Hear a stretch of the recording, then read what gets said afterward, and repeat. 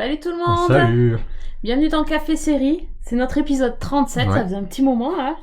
Et du coup on a plein de choses à vous dire. Il s'est passé tellement de choses dans le monde des séries ce mois-ci. Le mois de novembre c'était hallucinant. Ah, il y a tout qui arrive en même temps. Ouais, on a pris une grosse vague de nouveautés, de changements. Et c'est ça, ouais. Il a fallu un peu trier quand même, mais bah oui, on va garder l'essentiel, regarde, la scientifique moelle. Je sais pas si on a choisi les bons en fait. Hein.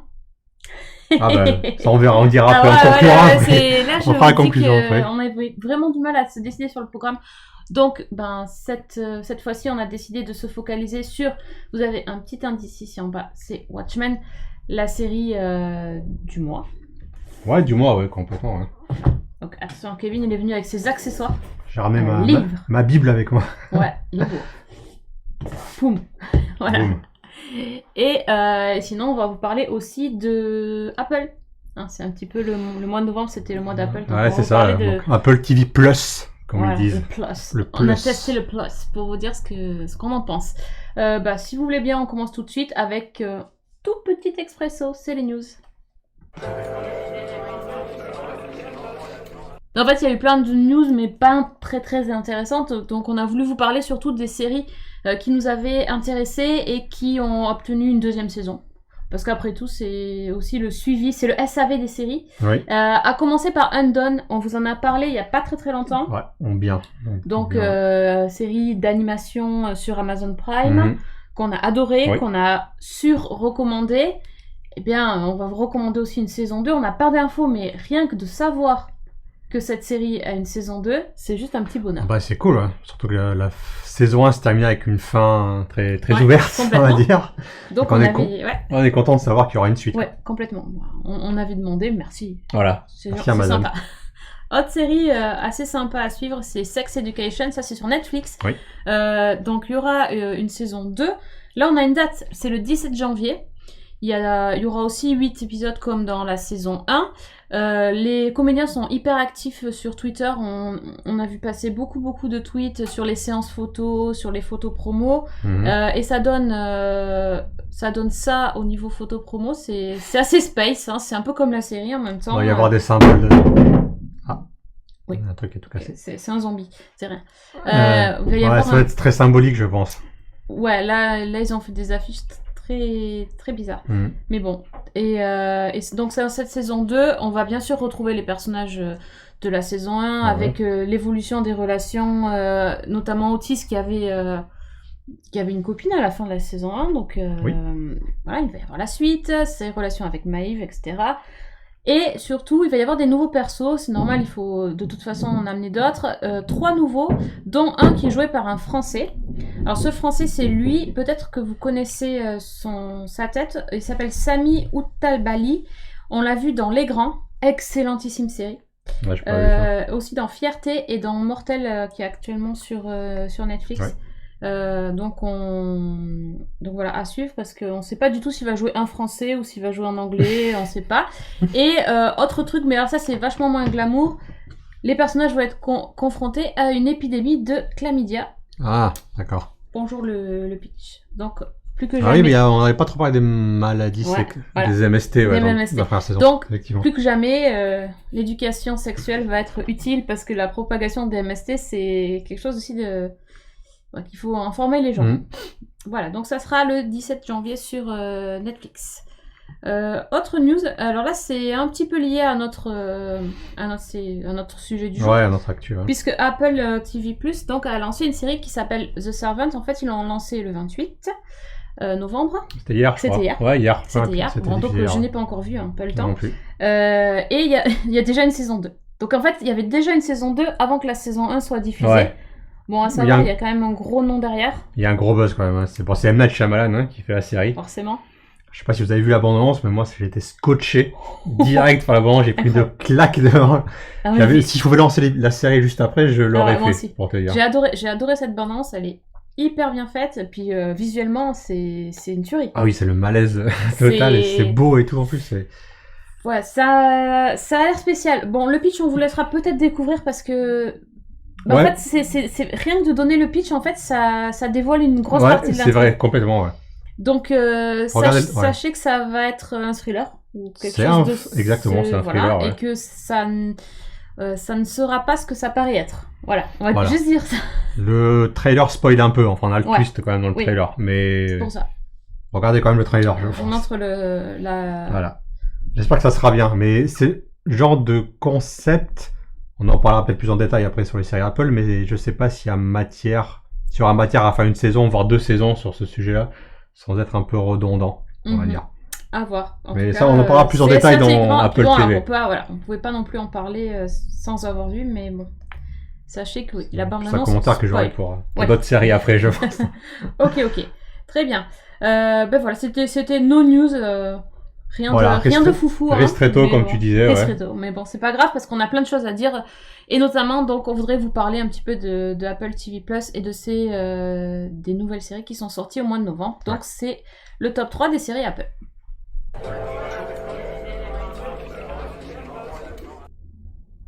On commence par la plus... celle qui a buzzé. Prestige TV, comme ils disent. Ok, la série Prestige, tu m'étonnes. Tu m'étonnes. Bah ouais, c'est quand même... Donc, The Morning Show, c'est la série d'appel pour l'offre Apple TV+. De toute façon, c'est la série avec Jennifer Aniston et Reese Witherspoon. Donc, rien que ça, déjà, et Steve Carell. Steve Carell, quand même. Faut pas l'oublier. Rien que ça, déjà, ça en dit long. Et c'est une série qui, d'entrée, a eu 2 saisons. Oui. Donc, ils sont partis sur 2 saisons directes. Et ça raconte, en fait, c'est l'histoire des talk-shows américains, des talk-shows du matin américains. Donc, voilà. C'est vraiment les coulisses de la télévision, sauf que là, les coulisses de cette émission qui s'appelle donc The Morning Show sont entachées par un gros scandale de harcèlement sexuel. Et c'est le présentateur vedette Mitch Kessler, donc joué par Steve Carell, qui est accusé d'attouchement, d'harcèlement sexuel envers et voilà, en pleine période MeToo, ça fait vraiment tâche sur le network. Et donc, du coup, il demande à sa co-animatrice, Alex Levi, qui est donc jouée par Jennifer Aniston, ils apprennent ça en pleine nuit et le lendemain matin, elle est obligée à l'antenne d'annoncer que son co-présentateur ne fera plus partie de l'émission désormais. Et c'est là que tout s'enchaîne finalement, puisque ça va être aussi un gros changement pour elle. Oui. Il y a pas que... donc en fait, c'est plutôt... c'est pas traité du côté de Steve Carell, du point de vue de Steve Carell, qui lui finalement est plus dans... C'est plus le point de départ de l'intrigue. Ouais, c'est ça, c'est ce qui va mettre un peu tout en branle. C'est traité du point de vue de la co-animatrice qui se retrouve tout d'un coup seule. Seule, et également... Et en mauvaise position. Les audiences, c'était pas terrible en fait de l'émission, donc il y avait un peu des rumeurs comme quoi elle pourrait se faire dégager. Donc en plus, elle se prend ça dans la figure. Donc c'est un moment... Elle est en pleine renégociation de contrat également. Donc c'est un moment vraiment charnière en fait pour elle. Sachant que c'est la télé. Et qu'elle n'est plus toute jeune pour la télé. Ouais. Même si c'est Jennifer Aniston, on peut pas y croire à ça, mais quand même si. Et du coup, il y a quand même, il y a l'idée pour la chaîne, pour les producteurs bien dégueulasses, c'est les producteurs de elle network, n'est pas assez fraîche, et donc ils vont la virer. Et donc, au même moment, il y a 2 histoires parallèles en fait. Au même moment, il y a une petite journaliste locale qui se fait remarquer. Et qui est victime d'un buzz internet. Enfin, victime, c'est pas vraiment le mot. Il y a un gros buzz qui se crée après son intervention sur un reportage télé. C'est Bradley Jackson. Elle est donc jouée par Reese Witherspoon. Et elle va être finalement, sans trop comprendre, elle va se retrouver invitée dans l'émission aux côtés, pour être interviewée pour son buzz médiatique. Et là aussi, tout va s'enchaîner. Elle va un peu subir les choses, et on va voir en fait comment 2 femmes qui vont subir plein de choses tout d'un coup vont essayer de renverser la tendance et de devenir un peu maîtresse de leur destin, quoi. D'essayer de retourner les choses en leur faveur, parce qu'au début c'était quand même super mal parti. Ah oui, au départ, elles en prennent plein. Voilà. Et c'est toute l'histoire de The Morning Show. Sur fond de MeToo quand même, sur fond de MeToo, je sais pas si ça a été dit par la prod, mais je pense que c'est fortement inspiré de faits réels. C'est à voir que justement à l'époque MeToo, il y avait un présentateur de morning show américain qui s'appelait Matt Lauer, qui était sur NBC je crois, qui s'est fait virer justement pour harcèlement sexuel. Donc je pense que c'est très très fortement inspiré de cette histoire-là. Complètement. Donc bon, au niveau du casting, je pense qu'on peut pas dire que... J'ai trouvé le casting formidable. Alors, je sais pas si... Ça faisait un moment que j'avais pas vu Jennifer Aniston jouer, mais je l'ai trouvée exceptionnelle dans plusieurs scènes, en fait. Elle est au top. Elle est au top du top, hein. J'étais vraiment surpris. Elle est au top. Mais en fait, c'est plutôt au niveau actualité. Moi, je trouve que la série, elle est hyper... J'avais peur qu'en fait, le MeToo soit un prétexte à coller du hashtag, quoi. Enfin, vraiment à lancer à lancer des polémiques, à lancer des trucs. Et finalement, c'est sûr que on sent bien que ça a servi pour lancer la série. Ouais. Mais en même temps, à voir si ça peut continuer tout seul. Et je pense que oui, en fait. Moi, j'ai trouvé ça un peu consensuel, hein, quand même. Je sais pas. J'avoue que quand j'avais peut-être une fausse idée de la série quand je l'ai lancée. Moi, dans ma tête, j'imaginais direct un The Newsroom d'Aaron Sorkin. En fait. Oui, non, mais non. Quelque chose d'un petit peu plus, avec un petit peu plus de viande, on va dire, quelque chose d'un peu plus sérieux, peut-être un petit peu plus rentre dedans au niveau des sujets politiques et tout ça. Et finalement, voilà, c'est pas du tout ça, en fait, ce Morning Show. J'étais un peu désarçonné quand j'ai vu ça. Ça raconte son propre truc. J'ai pas toujours trouvé ça intéressant, on va dire. Il y a beaucoup de personnages. Il y en a qui sont un peu caricatureux. On pense au patron de chaîne. Par exemple. Ou même le producteur. J'ai eu un peu du mal pas à m'identifier, mais j'ai fini le premier épisode. J'avais apprécié réellement aucun personnage. J'avais apprécié les performances d'acteurs.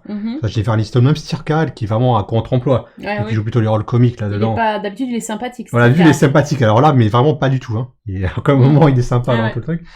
Donc j'ai apprécié les performances d'acteurs. Après, au niveau de la série elle-même, bon, j'ai vu le deuxième épisode, mais je sais pas, je pense pas prolonger l'expérience au-delà. Ça n'a pas trop marché sur moi. Peut-être parce que j'attendais peut-être un truc plus écrit, plus rond dedans. La Sorkin, peut-être. Moi, c'est le contraire. Alors moi, j'ai adoré. Et en fait, c'est pas une série qui est prise de tête. C'est pas une série sur de fond, en fait. Oui, peut-être. C'est pas une série de fond. C'est pas du Sorkin, c'est clair. Mais The Newsroom, c'est super bien. Mais je pense que The Newsroom, ça existe déjà. Oui, The Newsroom existe déjà, complètement. C'est trop... ça sert à rien de refaire du Sorkin. Personne peut refaire du Sorkin, de toute façon, sauf Sorkin. Donc, à un moment donné, il faut passer à autre chose. Et par le biais de la comédie et par le biais du truc un peu léger, finalement, ça aborde quand même des thèmes intéressants.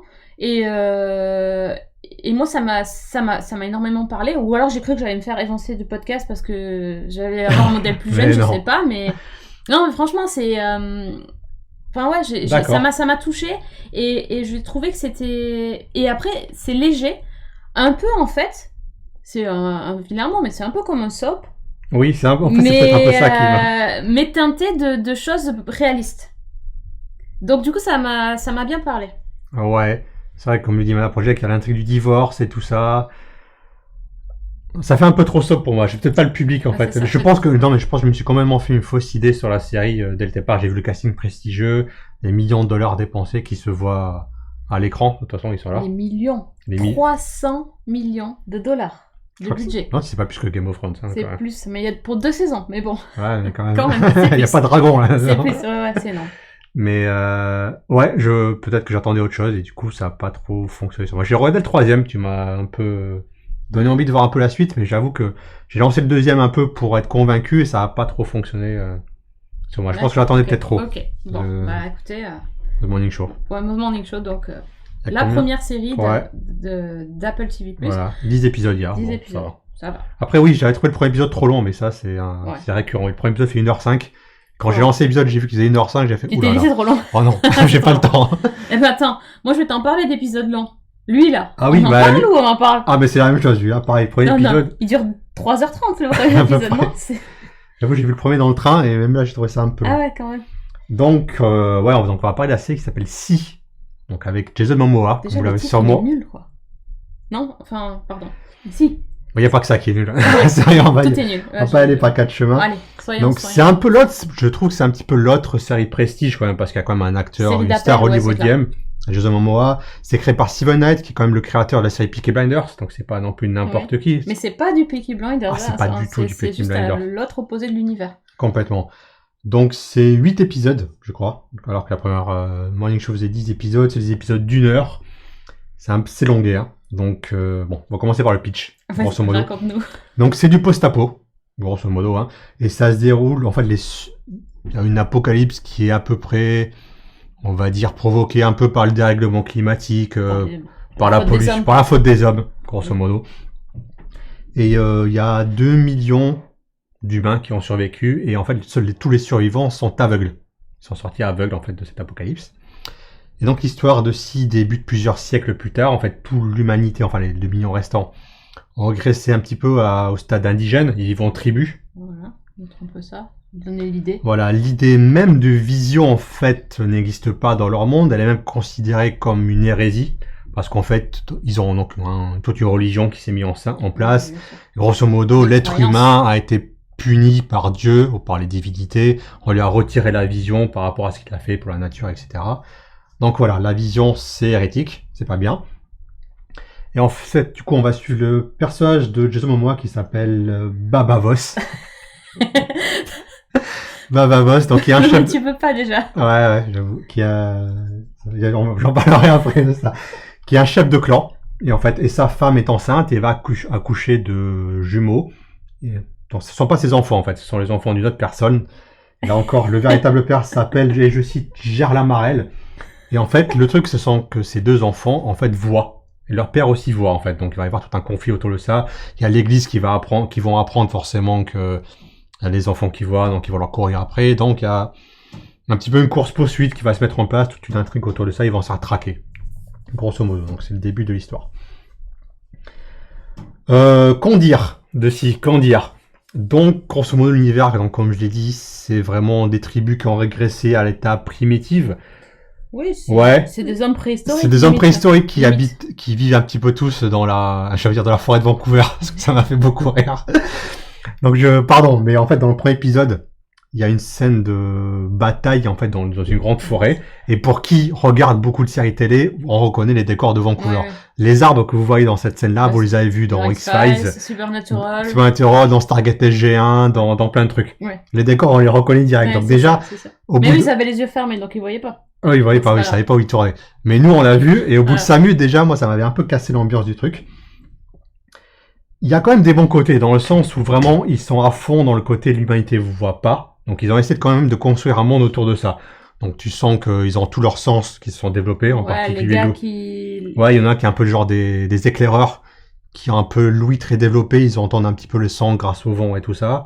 Ouais. Après ils arrivent à dire combien il y a de chevaux. Hein. Ah, les mecs sont très forts. Ils écoutent le vent dans la forêt avec des mecs derrière, et ils font il y a 300 chevaux. Des centaines d'années de travail quand même derrière. Oui. Donc ils ont travaillé un petit peu tout ça, il y a des petits éléments, par exemple juste des trucs un peu bêtes par exemple, mais les casques des soldats n'ont pas de visière.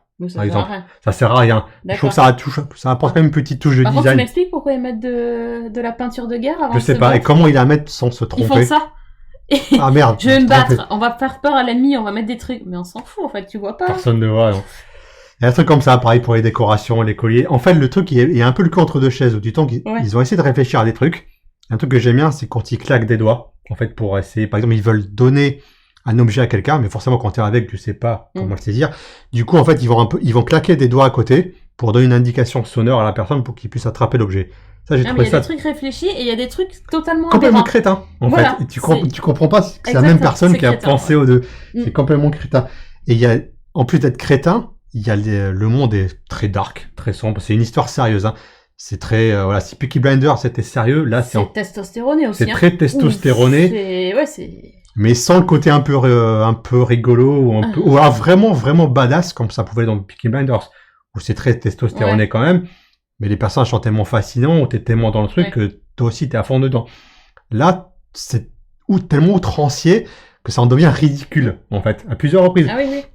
Que ce soit au niveau des situations. Où t'as l'espèce d'inquisiteur qui crame à tout va, mais au bout d'un moment, ça te fait pas peur, en fait. Quand tu vois les mecs qui massacrent dès le début, au bout d'un moment, t'y crois pas. Donc, il y a un culte qui s'est mis en place. Il y a une reine, donc il y a la tête de ce culte. La reine Kane, je crois. Kane, ouais. Alors, donc, tout ça pour dire qu'en fait, je pensais qu'il allait y avoir de la censure sur Apple TV, mais en fait, pas du tout. Il y a du sexe, il y a du sang, il y a de la violence. Pourquoi il y a du sexe?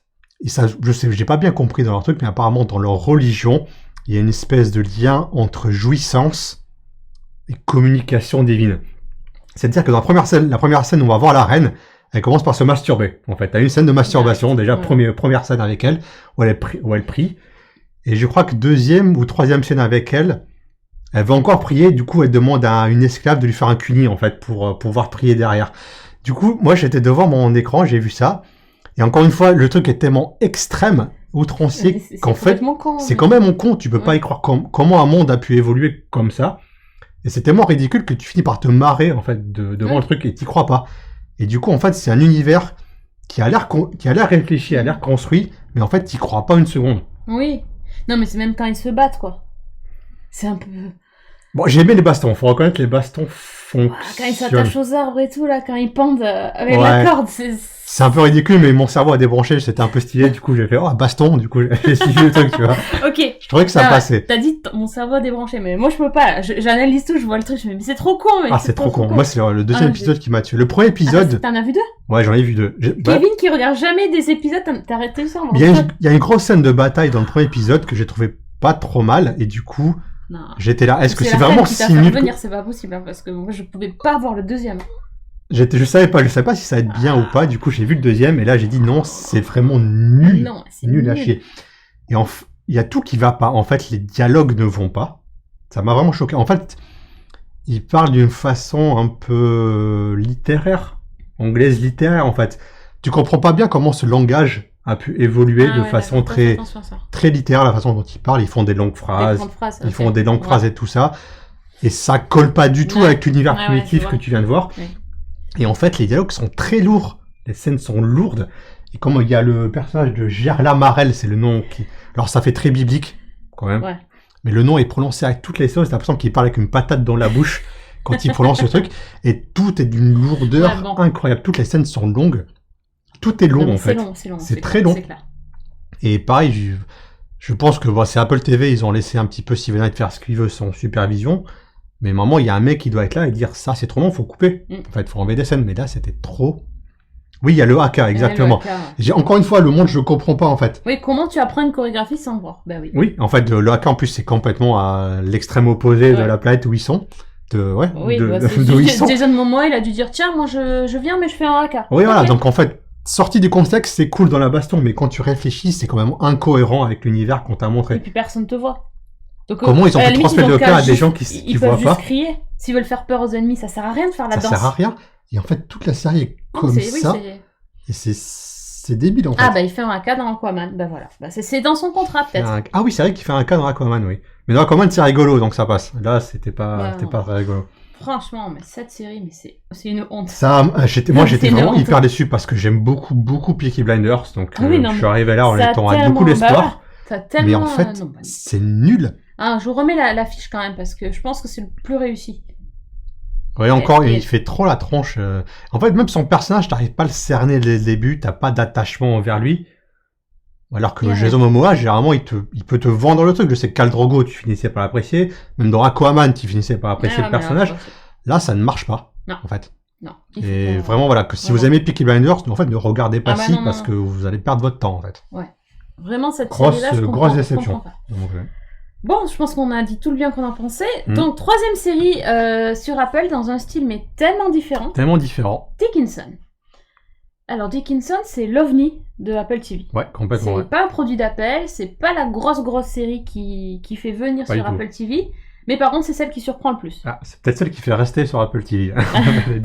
T'es tombé sur le charme de Dickinson. C'est spécial. Hein. Ouais. Donc, en gros, ça raconte en 10 épisodes, donc de 30 minutes cette fois-ci, donc déjà très bien. Déjà ça a l'air bon, ça partait bien. Ça raconte la jeunesse d'Emily Dickinson, donc la poétesse. Tout de suite, ça fait pas très envie quand on parle de poésie. 19e siècle, 19e siècle, ça a l'air un peu... Et en fait, c'est juste génial. Parce que déjà, ça raconte l'histoire d'une jeune femme donc, qui est ultra rebelle. Je vous la remets quand même parce que je l'avais pas bien vue. Qui est ultra rebelle, qui a une imagination fertile, qui a une sensibilité hors du commun, qui est vraiment différente de tous les personnages féminins qu'on peut trouver dans les séries. Complètement, hein. Et elle est ultra rock'n'roll. Et du coup, la série est rock'n'roll. La série est très rock'n'roll. Elle est ancienne et rock'n'roll. C'est juste génial. C'est une série en costume, 19e siècle, mais avec du pop, de la pop, du hip-hop. Et... Tout est moderne. Même tout est moderne. Le langage est moderne et tout. Ça... Voilà, la jeune femme. Donc, par exemple, elle a la particularité d'écrire la nuit Et la nuit, quand elle divague, elle pense qu'elle a rendez-vous. Je pouvais montrer que tu débranches de ta tête. Ouais, c'est ça. Je lisais un message. Elle pense qu'elle a donc rendez-vous avec la mort, et donc le personnage à côté d'elle est donc la mort. C'est la mort, ouais. Qui est joué par le rappeur. Ouais, le rappeur Wiz Khalifa. Wiz Khalifa, qui est... Bon, il parle pas beaucoup, hein. Il n'y a pas beaucoup de texte, c'est juste qu'il est ultra stylé. Il est stylé, et je crois qu'il y a un de ses morceaux dans la BO. Ouais. Également. Ouais, bah, ça, c'est bien possible. Ouais. Et du coup, elle part en balade dans une calèche, et elle essaye de rester avec la mort, et la mort la renvoie chez elle tous les matins. Et elle fait tout pour échapper à sa condition de jeune bourgeoise que sa mère veut absolument marier. Absolument, ouais. Et c'en est drôle, en fait. C'est pas du tout... on n'est pas dans les séries en costume britannique. C'est pas du tout ça. C'est pas Downton Abbey, hein, par exemple. C'est pas Downton Abbey. Pas du tout. Ils prennent les codes, en fait, qu'on connaît des romans ou des séries victoriens, et ils font quelque chose de totalement... rock'n'roll, comme tu dis. C'est moderne, en fait. Ça part de plein de choses, au final, en fait. Ça part de l'émancipation des femmes, parce que c'est vrai qu'à l'époque, elles n'avaient pas le droit d'écrire, vraiment. Oui. Elle est surtout son père, en fait, et a écrit tout un traité, je crois, sur ce qu'on droit ou ne pas droit de faire les femmes. Bon, c'est compliqué. Il y a les questions de genre également. Elle se déguise à un moment en homme pour pouvoir rentrer quelque part. C'est excellent, ça, à l'université. C'était vachement bien. C'est super bien. Elle a accès à la connaissance, en fait. Elle a accès à la connaissance, exactement. Elle a envie d'avoir une éducation, et son père, sa mère lui disent, en fait, tu vas faire femme. Enfin, tu vas faire la cuisine. C'est pas ton job, en fait. Tu n'as pas à avoir une éducation. Et elle se rebelle contre ça, mais c'est... Ça marche bien. Et en fait, tu parlais de sa mère qui, elle, veut la caser, mais finalement, sa mère, elle aussi, tu sens qu'elle a été mise dans une case, en fait. Complètement. Et on commence à la sortir, parce que sa mère, elle est très focus sur un peu... Elle fait la cuisine, elle fait servir. Donc, il va embaucher une femme de ménage, et en fait, la femme de ménage va quasiment lui piquer son rôle. Elle, en fait, elle sait plus qui elle est. Dehors de ça, elle est perdue, en fait. Elle a plus de rôle. Finalement, elle ne peut rien sans servir les autres, et sait pas quoi faire. C'est fascinant, en fait. Ah oui, franchement, oui. Et puis, il y a tout un ressort comique aussi avec la sœur de Emily Dickinson, qui est, elle, la caricature de la jeune fille qui veut se trouver en mari et être soumise, et juste que sa mère veut pas la marier parce qu'elle est moche, quoi. Non, mais c'est ça, vraiment, c'est très drôle en plus, la série. C'est vraiment très drôle. C'est vraiment drôle, c'est poétique, c'est romantique, c'est romanesque, c'est beau visuellement, là, montre la photo. J'adore. La robe rouge, là. Par exemple, elle est incroyable. Et en plus, il y a tout un côté aussi sur sa sexualité. Elle essaye d'explorer un petit peu des choses qui sont interdites. Homosexuelle, et elle est amoureuse de sa amie qui, elle, va se marier avec un homme. Avec son frère. Avec son frère, oui, exactement. Avec son propre... Elle va se marier avec le frère d'Emily. Donc c'est compliqué tout ça, mais c'est super bien écrit. Et encore une fois, c'est très drôle. Ça se regarde vraiment bien. La musique déboîte. Vraiment, il y a une super musique. Mais en fait, ils ont fait un accord avec Apple, ils ont des musiques exclusives. Ah, c'est possible. Oui, mais c'est avec Apple Music. Non, mais c'est vrai, voilà. Oui. Donc, oui, forcément. Ça, c'est un la synergie. Voilà, ça va être ça. La synergie. En tout cas, il n'y a pas besoin de connaître ni d'apprécier la poésie d'Emily Dickinson pour regarder ça. C'est pas du tout ça. Il y a quelques phrases de temps en temps. En plus, c'est bien fait, c'est affiché. Oui, c'est ça, c'est affiché. J'aime bien la façon dont il présente les poèmes. Je trouve ça oui, c'est lié à l'épisode, à ce qu'elle voit et tout ça. Quand elle écrit la mort, on le voit apparaître. Et puis après, ça enchaîne en fait par la scène avec la mort. C'est vachement bien. Donc tu le vois et tout. Et... Pour moi, c'est la plus belle surprise des trois dont on a parlé, moi, c'est la meilleure. Enfin, c'est celle que j'ai préférée en tout cas, et je pense que c'est la meilleure. Ouais. Vraiment. C'est pas forcément celle pour laquelle on serait abonné, mais ça peut valoir le coup de lâcher un mois d'abonnement pour la regarder. D'ailleurs, on n'a pas dit comment ça se passe. Parce que, en fait, il y a certains épisodes qui sont gratuits sur Apple TV+. À peu près 1 ou 2 épisodes par série sont visibles gratuitement. Donc juste en allant sur le site. Et ensuite, pour continuer, il faut prendre l'abonnement. L'abonnement, c'est 4,99 par mois. Ouais, c'est ça. Et il y a une semaine d'essai gratuite. Donc, par contre, attention, dès que vous avez passé le 7e jour, ça bascule automatiquement sur le mois payant. Ça. Donc, on vous prend les 4,99 €. C'est billes direct. Voilà. Et c'est renouvelé automatiquement. Donc, faites attention. Et oui, c'est gratuit pour tout le monde, les premiers épisodes. Oui. Donc, moi, j'ai pas pris l'abo, en fait, je vais vous dire. Soit tu l'as pris. Non. Finalement, j'ai pas. J'ai fait une semaine et j'ai arrêté derrière, en fait. Voilà, donc j'ai pas encore pris l'abo parce que je trouve qu'il n'y a pas assez de séries. Finalement, là, on vous en parle de 3. Il y a une série sur l'espace, For All My Kind, qui a l'air chouette. Ouais. Il y a un dessin animé. Pas mal. Il y a Servant. Et il y a The Servant qui est sorti, pour nous, c'est hier, en fait. Oui, c'est pour ça qu'on n'en parle pas, parce qu'on n'a pas vu. Effectivement, il y a des choses qui vont arriver après. Donc moi, j'attends un peu de voir, parce que je trouve que pour si peu de séries, ça fait quand même... Ça vaut pas le coup. Et surtout, en fait, c'est pas un mode de diffusion à Netflix, c'est-à-dire, il n'y a pas l'ensemble d'une saison d'un coup. Non. C'est un épisode par semaine, en fait. Dickinson, il y a tout. Dickinson, oui, il y a déjà tout. Dickinson, il y a tout, mais Morning Show, et même The Servants, ils en ont mis 3, et après, c'est un par semaine aussi. C'est un par semaine. Les différentes plateformes sont un peu en train de changer un peu de mode de diffusion. Parce qu'ils ont compris que les gens allaient un petit peu picorer à droite à gauche et faire le tour des abonnements. Du coup, maintenant, il faut un épisode par semaine pour te... parce que du coup, tu restes engagé, en fait. Si tu restes engagé pour un mois, t'as pas tout, quoi. Bah non. Donc, c'est ça. Donc, Mais voilà. Prenez une semaine d'abonnement, je pense, pour regarder un truc. Voilà, la semaine, il faut prévoir la semaine où il pleut bien tous les jours pour être sûr d'avoir vu tout. Et puis bon, après, ou pour les fêtes, par exemple. J'ai un truc vous avez une semaine de vacances pour les fêtes, je pense que ça passe bien. Mais s'il y a des gens qui mangent et tout, après, tu peux pas regarder la télé. Ah, c'est casse-pied, ça. Faut avoir la famille qui vient, quoi. Sinon, tu peux pas regarder les séries. Enfin bref, oui, mais c'est... Mais en tout cas, en une semaine, pour la semaine gratuite, ça suffit pour regarder... Ça suffit pour te regarder. Oui, pour l'instant. Pour l'instant, ouais. Après, bon, finalement... Sinon, on recommande d'attendre quand même. Moi, je recommande un petit peu d'attendre. Voilà, il y a Snoopy in Space qui est bien, d'ailleurs. Mais bon, je suis pas sûre que tout le monde veuille payer 4,99€ pour Snoopy. Mais c'est bien. Non, mais Snoopy, c'est toujours bien. C'était la reco en plus. Et Ghostwriter, c'est juste génial. Donc ça, j'adore. J'ai pas vu ça en Ghostwriter encore. Ça, j'adore. Mais bon, c'est aussi... Pour les enfants. C'est bien aussi des fois. Ouais, c'est clair. C'est aussi pour les adultes des fois. C'est ça. Donc voilà, on vous tiendra au courant s'il y a des nouvelles séries. De toute façon, ça sera dans les news où voilà, on va suivre l'évolution. On va pas lâcher la plateforme tout de suite, hein, vous inquiétez pas. Il est temps de passer à notre gros sujet du mois. Donc avec son gros livre, Kevin est venu avec son livre sur Watchmen. Et bien donc on va vous parler de Watchmen dans le Zoom. Alors Watchmen. Est-ce que c'est Watchmen pour les nuls ou pas? Parce que...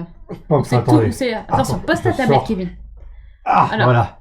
Je le montre, donc on va pas... C'est l'intégrale du comics? C'est le comics, on lui aime exactement. C'est l'intégrale du comics qui, comme tu le vois, pèse son poids quand même. Hein. Bien épais et pèse son poids.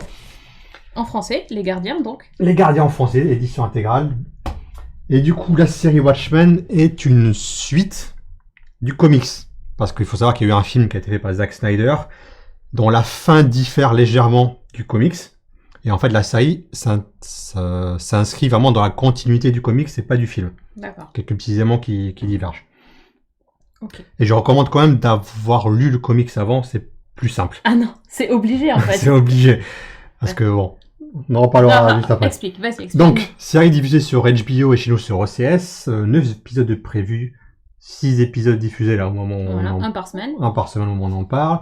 Donc c'est une série qui est co-créée par Damon Lindelof. Donc Damon Lindelof, c'est The Leftovers et c'est Lost. C'est un projet qui lui tenait à cœur. On lui a souvent proposé, il a souvent refusé. Et là, il a fini par accepter parce qu'il avait enfin une idée intéressante pour Watchmen.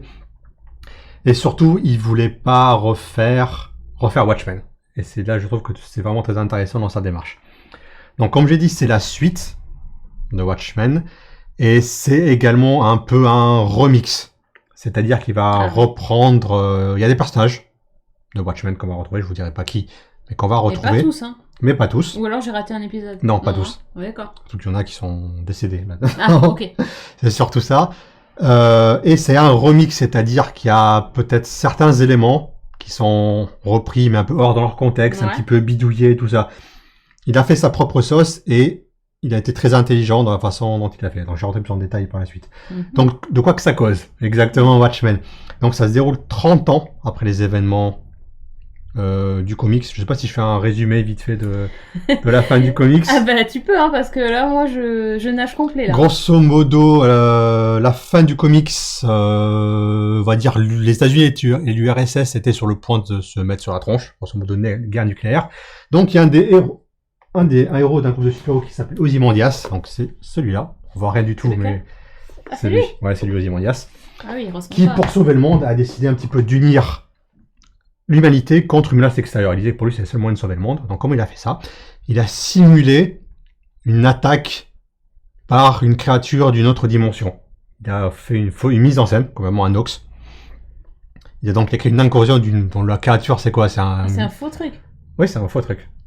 C'est une créature qu'il a fabriquée en fait lui-même. C'est pas un... ok. Ouais, c'est du fake en fait ce qu'il a fait. C'est complètement du fake. Et donc c'est vraiment une mise en scène. Et grosso modo, la créature est dans une espèce de poulpe géant télépathe. Et en fait, l'incursion a provoqué quand même la mort de plusieurs millions de personnes. Donc ça allait apparaître au milieu de New York. Il y a plusieurs millions de personnes qui sont mortes. Et pour lui, c'était le prix à payer en fait pour unir l'humanité et sauver le monde en fait d'une guerre nucléaire. Encore qu'il est complètement frappé le gars de toute façon. Il se justifie toute la fin est là-dessus. Est-ce qu'il a eu raison? Est-ce qu'il a tort? Est-ce que ça va marcher ou pas? Non mais parce que dans la série il continue. Enfin, ça l'a pas calmé. On va voir. Quand même. Donc la série se situe donc 30 ans après tout cela. Donc le monde est en paix, apparemment. Mais le monde a changé. Donc par exemple, c'est Robert Redford, qui est président des États-Unis. Robert Redford est mentionné déjà dans le comics, il était candidat. Ah là, c'était Nixon dans Watchmen. Ouais, c'est Nixon et Redford était candidat, mais il n'avait pas gagné. Donc là, c'est pour montrer que le monde a changé. C'est quelqu'un de populaire et très très progressiste en fait. Le monde est devenu plus progressiste. Mais il y a quand même toujours des problèmes dans la société. Il y a eu, c'était 3 ans avant, je crois, le début de l'histoire, une grosse attaque envers les forces de police. Une attaque menée par ce groupe ici, qui s'appelle la 7e Cavalerie. C'est un groupe en fait qui se réclame comme héritier de Rorschach. Donc c'était un des personnages du comics. Et aussi d'être la faculté d'être des gros nazis. Des gros néo-nazis racistes.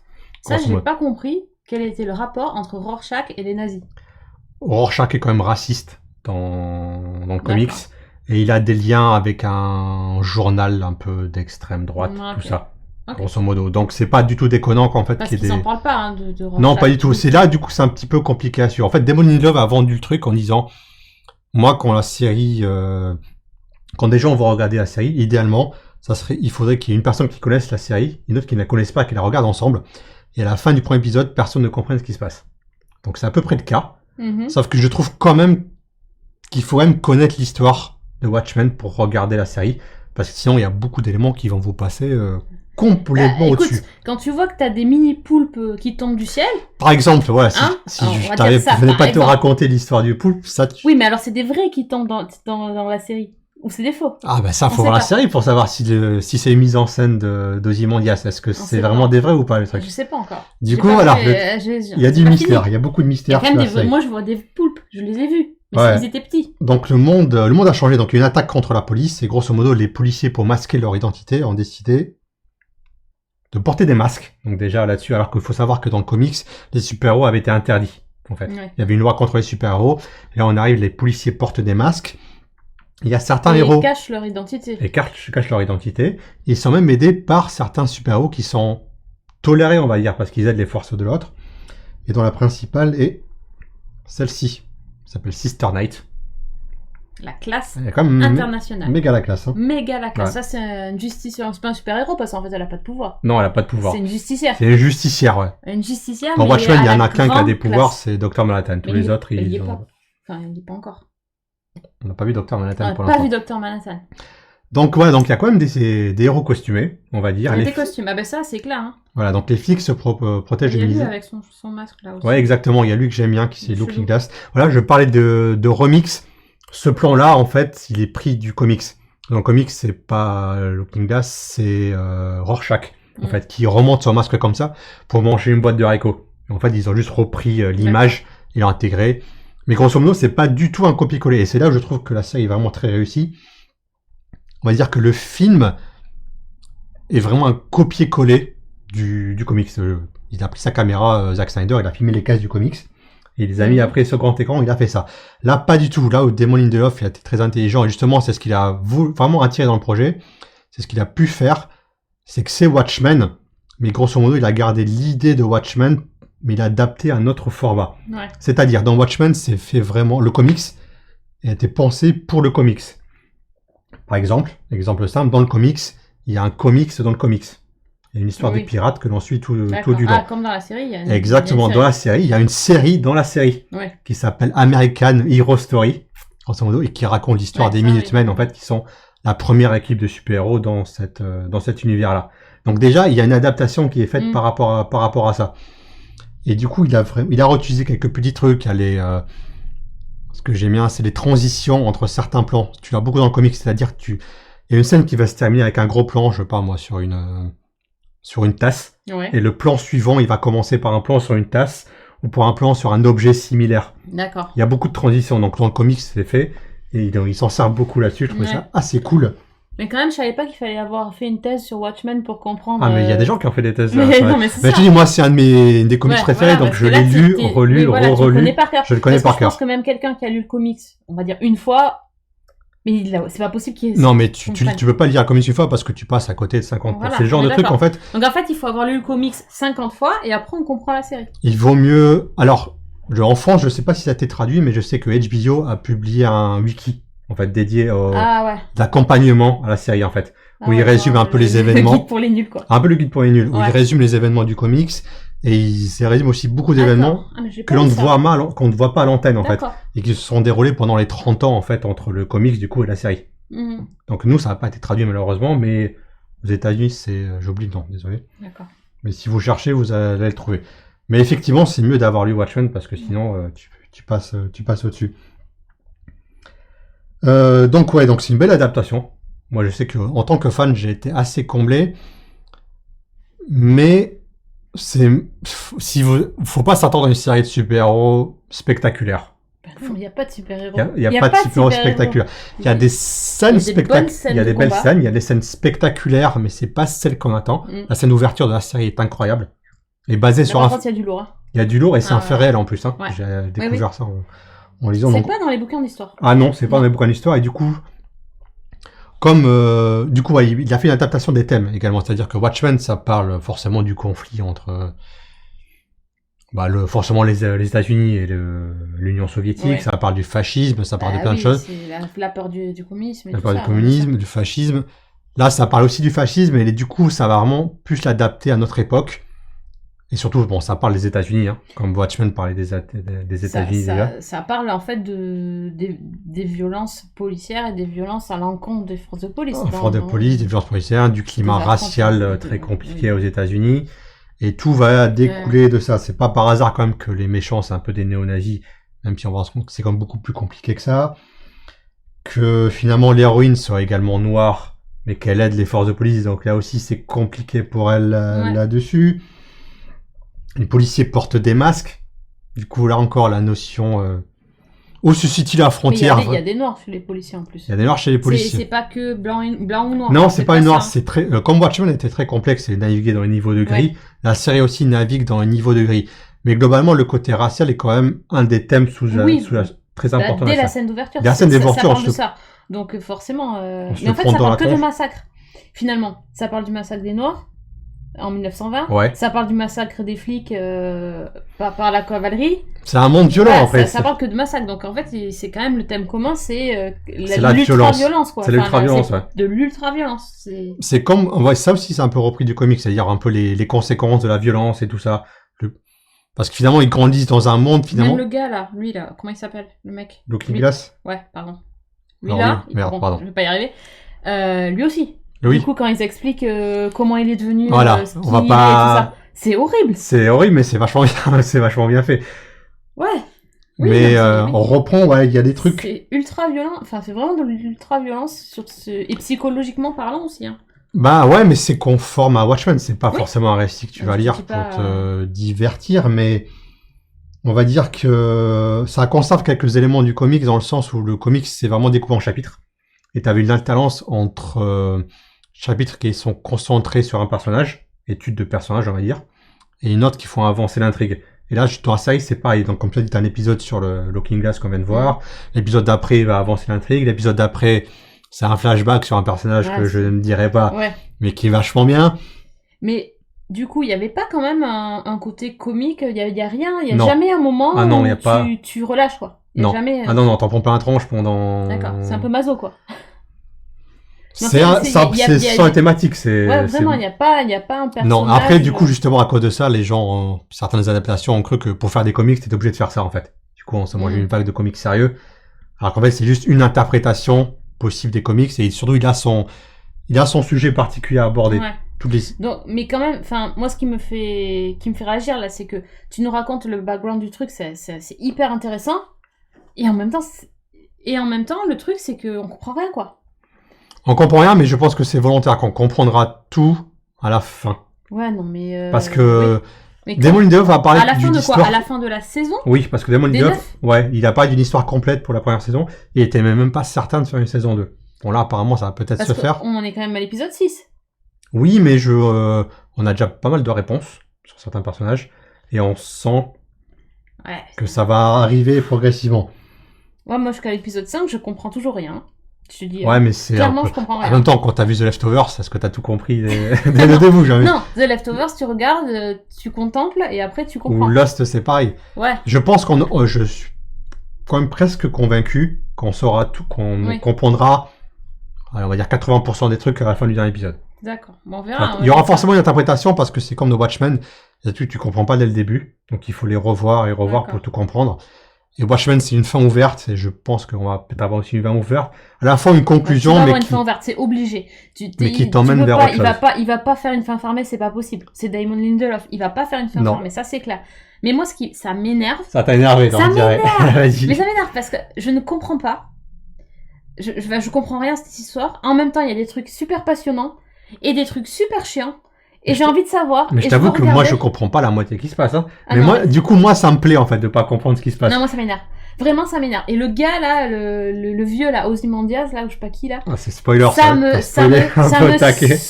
Ça me saoule quand il est là. J'adore l'acteur, il est génial. Mm-hmm. Mais ça me saoule parce que je comprends rien. Ben, on va comprendre après. Et j'ai envie de dire, mais vas-y, enlève ça. Avance et raconte-moi l'histoire. T'es obligé de la voir. C'est un personnage ultra important. Non mais je m'en fous qu'ils sont importants. À un moment donné, qu'ils nous expliquent. C'est chaque épisode qui fait... Bah, on sait déjà ce qu'il fait. Il fait des trucs. On sait des trucs chelous. Il fait des trucs, on sait ce qu'il fait.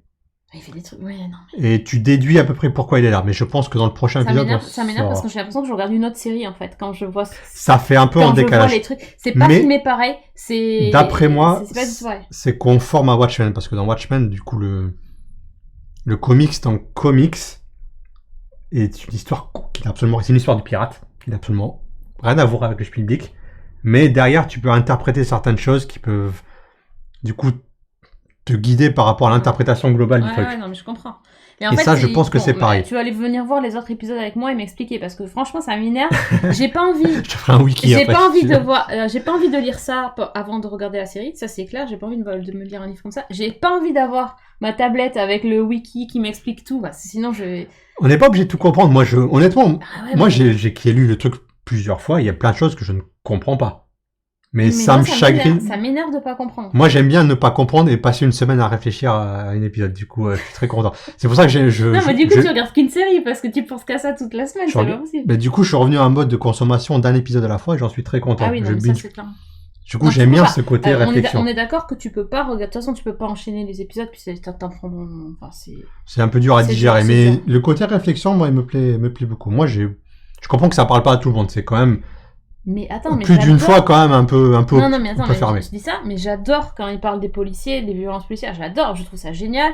Angela Barr, j'adore. Je trouve c'est hyper intéressant. J'ai envie de savoir l'histoire, c'est une histoire familiale. J'ai envie de savoir plein de trucs. Et ça c'est génial. Donc c'est pour ça que ça m'énerve en fait, parce que je sais. Il faut avoir confiance et je pense que ça sera résolu. Je sais que je vais regarder les 9. De toute façon, j'en ai vu déjà 5. Oui. C'est idiot d'arrêter. T'as pas vu le 6? J'ai pas fini. Je suis en pause. C'est horrible. Hein, le 6 c'est peut-être mon préféré jusqu'à présent. Il a un potentiel de fou. Il a un potentiel de fou et justement si t'as... Ah mais t'as pas lu le comics toi du coup, donc le 6 il va être compliqué à comprendre pour toi en fait. Tu vois? C'est pas normal. Mais en même temps tu fais Watchmen et tu fais une suite de Watchmen mais le gars il fait Mandalorian là, t'es pas obligé d'avoir vu tout Star Wars, tout Mandalorian, Wars, tout machin. Bah ouais, même je les ai vus mais c'est pas grave. Mais tu vois, tu regardes. Ah, il fait une suite directe. Tu vas voir Downton Abbey au cinéma, t'es pas obligé d'avoir les 6 saisons. Ah, je l'ai pas vu du coup, j'espère bien. Moi je l'ai vu le film et j'ai pas vu la fin de Downton Abbey la série. Donc je connaissais les persos. Là il fait Watchmen. Tu peux pas faire un truc Watchmen sans t'inscrire dans Watchmen. Mais pourquoi? Tu peux faire Daredevil et tu comprends. Parce qu'il s'est passé un truc de ouf à la fin du et ben dans ce cas-là, il est obligé de traiter l'info. Mais dans ce cas-là, il surtout qu'en plus, il en parle. Un des derniers mots du comics, c'est que comment on dit en français? Rien ne finit réellement. Ozymandias pense avoir réussi son plan, et Dr. Manhattan lui dit rien ne termine réellement, rien ne finit réellement. Oui. Donc tu sais qu'en fait, ce qu'il a fait ne va pas forcément tenir. Donc forcément, tu regardes Watchmen, t'es obligé qu'ils parlent de ça. C'est obligé qu'ils parlent de ça, en vrai. Ils peuvent pas occulter des trucs. Et ça, moi aussi, ça m'énerve. Ce Docteur Manhattan, on en parle depuis 10 000 ans. Et en fait, il y est pas, quoi. Non, il y est pas. Attends, mais c'est normal. T'es là. Et puis, il a des coups de fil, c'est bien. Docteur Manhattan, il est sur Mars. Il passe des coups de fil. Il est sur Mars, mais il est pas important à l'histoire, Docteur Manhattan. Il y en a plein qu'on voit pas. Mais alors, pourquoi ils font tout un truc sur les trucs au téléphone? Parce que c'est un dieu, et parce que le personnage qui lui parle a une relation quand même très, très... Du coup, toi qui n'as pas lu comics, tu connais pas la relation entre les deux. Mais non, mais je m'en fous, je comprends rien. Et du coup, je vois une femme qui appelle au téléphone un mec que tu vois pas et qui raconte des blagues qui n'ont aucun sens. Oui, c'est son ex en fait. Et c'est long, j'ai envie de dire, mais vas-y, avance quoi. J'avoue, en fait c'est son ex. Du coup, tu comprends mieux en fait pourquoi. Ouais, mais même la conversation n'a pas de sens. Si, ça. Mais oui, mais la conversation n'a aucun sens pour moi, la relation avec ces gens n'a aucun sens pour moi. J'avoue, en fait, c'est vrai qu'on n'a pas du tout la même vision d'un truc, parce que moi qui ai lu le comic, je comprends mais en fait mais bien tout sûr, ce dont tu pas. Parce que je spoilerai pas, mais si t'as spoilé plein de trucs déjà, je vais pas spoiler. Je dirais pas quel personnage, parce qu'en fait, il y a plein de choses. Je me rends même pas compte que je spoil, parce que comme je comprends pas. Il y a elle, et du coup, dans ces dialogues-là, quand elle est au téléphone, il y a beaucoup de sous-textes par rapport à... Mais bien sûr, je me doute. Le sous-texte est énorme, je me doute qu'il y a des sous-textes. Elle va pas appeler un gars sur Mars pour lui raconter une blague carambar. Ouais. Évidemment. Mais du coup, comme tu comprends rien, c'est hyper énervant. Ok. Voilà, donc ça m'a énervé. Ça t'a énervé. Je pensais pas que ça ait été énervé à ce point-là. Mais j'ai adoré. Mais en même temps, j'ai adoré plein de trucs. Et la scène d'ouverture, je trouve que c'est une des meilleures que j'ai vues depuis beaucoup de séries là. Ah, elle m'a scotché. La scène d'ouverture m'a scotché. Ouais. C'est terrible. Donc ouais, et puis le perso de la scène de. Oui. Top. Ouais, c'est assez dire ouf. Ça, parce que ça serait... Là, je me rends compte que je spoil, tu vois, parce que j'ai compris. Donc voilà, c'est... Bon, vous l'avez compris, ça divise. Ouais. Dernier mot, la musique qui déboîte. Ah ouais. C'est Trent Reznor et Atticus Ross. Trent Reznor, c'est genre le chanteur, le leader du groupe Nine Inch Nails. Ah oui. Et les deux ont fait plusieurs BO. Ils ont fait la BO de The Social Network, de Gone Girl, d'un autre Fincher, je crois. Peut-être Millennium. Ah ouais, quand même. C'est quand même de la très très bonne musique. Et surtout, le truc qui est dingue, c'est qu'ils ont composé certains morceaux avant le tournage, en fait. Des épisodes, des fois même avant l'écriture de certains épisodes. Et du coup, comment ils ont réussi à adapter que ça se cale... Ils ont imaginé ça, et du coup, c'est quasiment eux qui ont collé un peu la couleur... Ah ouais, c'est énorme, ça. La couleur de Watchmen à la série, en fait. C'est-à-dire que les scénaristes ont écouté la musique, et ça leur a donné des idées, en fait, sur vraiment l'atmosphère de la série. Le truc est un peu à l'envers, et je trouve ça hyper cool, en fait, quand ils pensent. La musique vraiment, vraiment déboîte. Il y a des scènes, en plus, la scène du début couplée à la musique et tout ça. Ah ouais, non, mais c'est... Toutes les scènes avec Regina King, Sister Night, quand elle est à l'attaque avec la musique derrière qui envoie les beats, t'es là, t'es scotché en fait, t'es scotché devant ton écran. Très scotchantes. Les vaches. Oui, avec les vaches. Non, c'est marquant, c'est hallucinant. Non, franchement, voilà. Peut-être à réserver du coup aux fans du comics, je pense. Non, mais c'est sûr que vous allez répondre. Envoyez les wikis, envoyez les liens, parce que là, c'est pas possible. Puis en plus, on dit dans la chatroom qu'il y a même un podcast. Je pensais pas que c'était à ce point-là, ouais. Mais ouais. Ben réfléchis, il y a que du... Il y a quelques détails importants, mais je pensais pas que c'était à ce point-là. Peut-être, mais... Ouais, mais plein. Du coup, c'est intéressant. Je vous ferai un wiki, les voilà, enfants. C'est ça. Un petit guide pour regarder les épisodes. Ouais. Alors, vous pouvez lire le comics aussi, au hasard. Ouais. Vous le faire offrir à Noël, c'est bientôt les fêtes. C'est le cas. Ouais. Oui, on peut. Ou pas. Parce que maintenant, c'est trop tard. Bah non, mais attends... Trop de trucs à lire et à faire et à regarder. Bah, je sais pas, maintenant que j'ai commencé, c'est compliqué. Bon, bref, ben voilà. On n'était pas d'accord, mais c'est bien aussi. Non, il y a plein de choses à en dire. D'un côté, c'est ça qui est cool, c'est qu'il y a plein de choses à en dire. Ouais. C'est pas une série. Non, mais c'est clair. Ça laisse c'est pas le robinet d'eau tiède, ça laisse pas indifférent, comme tu dis. Ouais. Clairement. Ça, c'est cool. Donc, si vous voulez faire passer les wikis et les liens pour comprendre Watchmen, c'est chez Season 1. C'est moi. Ouais. Si vous voulez parler de trucs cryptiques, c'est chez moi. Si vous voulez écouter Watchmen, moi je suis open. Voilà, il est open parce que du coup vous allez pouvoir fouiller vos théories. C'est un peu à l'époque des forums sur Lost, là où tout le monde y allait. Mais en fait, ça m'avait grave manqué. C'est surtout ça que ça m'avait manqué. Moi, j'adore ce truc-là. J'étais les gars sur les forums de Lost, qui chaque semaine postaient les théories et discutaient, tu vois. Tu vois, sur Lost. Bien sûr, il y avait plein de trucs que tu comprenais pas. Mais l'histoire de base, les mecs qui s'échouent sur une île. C'est différent. Tu suis une histoire de base. Après, c'est devenu... Mais aussi, la série Lost, elle s'est complexifiée au fur et à mesure. Trop, oui, bon, après, ça a été très compliqué. Mais voilà, il y a eu une évolution. Mais quand tu commences, t'es avec eux et t'es pas perdu. Après, c'est sûr, hein, tu rates des épisodes, tu comprends plus rien. Mais voilà, enfin, c'est parti un peu en cacahuète à la fin, mais disons qu'il y a eu une évolution. Là, t'es direct dans le truc. Ah oui, t'es plongé dedans sans filet. C'est terrible. Bref. Voilà. Voilà, voyons les passionnés, on pourrait débattre des heures sur ça parce que c'est cool en tout cas. Mais voilà, l'émission est terminée. Il est fini. C'est vite ça. Si vous voulez donc discuter, vous nous rejoignez sur Twitter. Sinon, vous pouvez aussi aller nous voir sur YouTube et sur notre chaîne Café Série pour avoir toutes nos dernières émissions. Et puis voilà, c'est tout. On est déjà prêt pour le mois prochain parce qu'on sait déjà de quoi... On sait la série qu'on va faire, ouais. On n'a pas le top 3, mais on sait pas ce qu'on en pense en plus, mais... Et la prochaine ne sera pas sur Disney+, car ce n'est disponible qu'en mars en France. Ouais, et oui, c'est pas bien le piratage. Et non, nous n'avons pas... Non. Je pense qu'on fera sûrement une spéciale Disney+, à la sortie.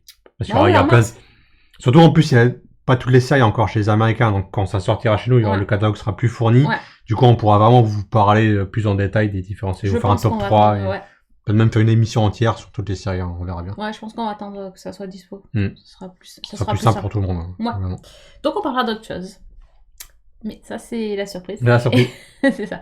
Et c'est dans 15 jours. 15 jours, tout à fait. T'as vu ça? Non, mais là on est sur un rythme, c'est incroyable. On est à fond là. Donc merci à tous de nous avoir suivis. On vous donne rendez-vous donc très bientôt pour plus de séries. Et bougez pas, restez sur la chaîne. À plus. Bye bye.